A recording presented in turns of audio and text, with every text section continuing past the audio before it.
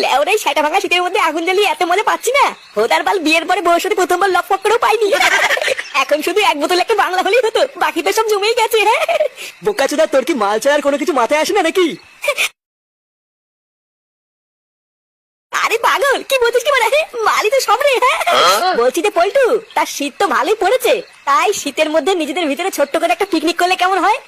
এই তো মানে বাপের ছেলে একটা স্যান্ডা ফাঁকা কথা বলেছে। হ্যাঁ ভোদার বাল, এটাই তো আমি এতক্ষণ ধরে বলতে চাইছিলাম কিন্তু পারিনি। ওরে না, আমাকে কি পাগল চোদা পেয়েছিস নাকি? তোদের মতন বাল ছেলের সাথে পিকনিক করে কি মরবো? চাল কিনলে মাল হয় না, মাল কিনলে মাংস হয় না। হুর, এইভাবে কি পিকনিক হয় নাকি? ওইসব গুদের পিকনিক তোরাই কর গিয়ে, এর ভিতরে আমি নেই। ভুদা এমন করছিস মনে হচ্ছে আমরা পিকনিকে টাকা দেই না। কি রে ফটকে, আমরা টাকা দেই না বল? হ্যাঁ আমরা তো সবাই দেই, চুদির ভাই তুই শুধু দিস না। কি হয়েছে, আমি টাকা দেই না? কি রে ল্যাংচা, তুই তো সবই জানিস আমি দেই না। না দিস না তো? কি শান্তির ছেলেগুলো এত বড় অপমান! যাবো না, আমি কথা দিলাম তোরা এই পিকনিকে যত টাকা দিবি আমি তো ডবল টাকা দেবো। যা বাড়ার বার, তোরা তো এই ফুটোকে চিনিস না, এবার আমিও দেখবো তোদের সেটাই কত টাকা লাগে। নে ফুটো যখন সবার থেকে বেশি টাকা দেবে তখন চল পল্টু আমরা একটা পিকনিক করি। না না, দেবো বললে হবে না, আগে তোরা কাল সকালের মধ্যে সবাই টাকা জমা কর, তারপর পিকনিক হবে। হ্যাঁ হ্যাঁ যা, কালকে সকালবেলা সূর্য ওঠার আগে আমি ক্লাবে গিয়ে তোদের কাছে টাকা দিয়ে আসবো। হ্যাঁ দিলেই ভালো।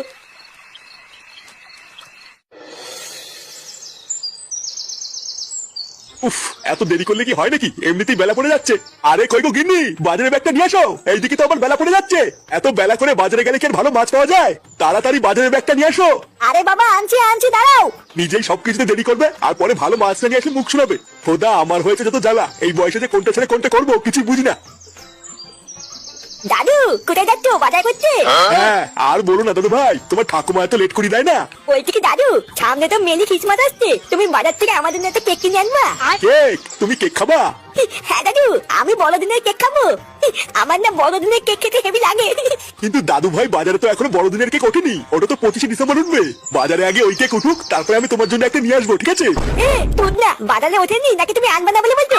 ভেবে তো আমি কিছু বুঝি না, আনবা না সেটা বললেই তো হতো। লেওলা বাজারে নাকি কেক ওঠেনি, ভালোই কথা।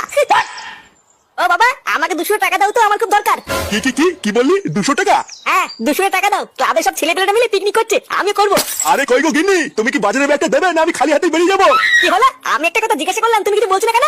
তুদির বেটা, তোকে আর কি বলবো না? তুই আগে বল তো, তোর এখনো একটু বাল উঠেছে নাকি? ফাটার মতন এখনো কিছুই ওঠেনি?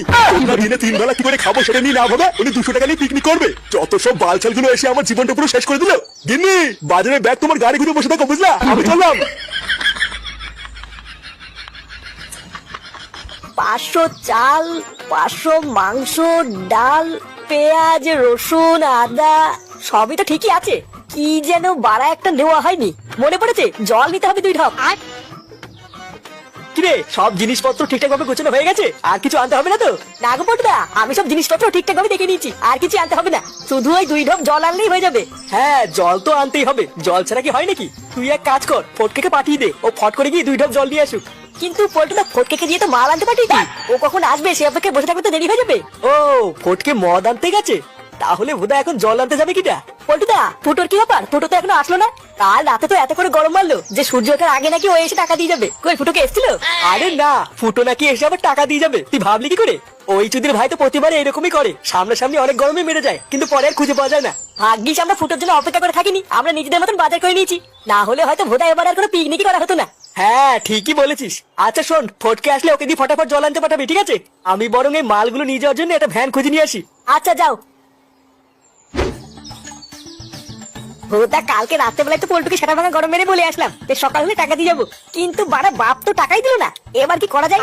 কিছু তো একটা ব্যবস্থা করতেই হবে, না হলে আমার মান সম্মান পুরো গাড়ির ভিতরে ঢুকে যাবে রে। আরে ফুটো, তুই এখানে কি করছিস? চুদির ভাই, তুই কি কানাচোদা নাকি? দেখতে পাচ্ছিস না নাকি যে বসে আছি? আরে ওটাই তো বলছি, তুই এখানে বসে আছিস কেন? আমরা সবাই ওইদিকে পিকনিকের জন্য দৌড়দৌড়ি করে মরছি। এই দেখ, কেবল বাজার থেকে এক ব্যাগ মাল কিনে আনলাম। আরে চোদন, এত মাল কিনেছিস? হ্যাঁ রে, ওই জন্যই তো বলছি এখানে বসে বসে কি করছিস? চল চল, হাতে হাতে কাজ শুরু করতে হবে তো। কি বলছিস মানে? হ্যাঁ আমি তো এখানে টাকাই দিইনি, তাও তোরা আমাকে পিকনিকে নিবি? হ্যাঁ তুই এখনো টাকা দিসনি? না রে, বাবার কাছে টাকা চাইলাম, বাবা তো টাকা দিল না। ওরে গুদির ভাই, তুই এখনো টাকা দিসনি, তাহলে কি পিকনিকটা মারিয়ে খাবি নাকি? বাড়া, আমি কিনা ভাবছি টাকা দিয়ে দিয়েছে। বালছাল সব চালা গার মারানি, যার বাল ছেড়ার ক্ষমতা নেই সেও আজকে আমাকে এইভাবে বলে গেল।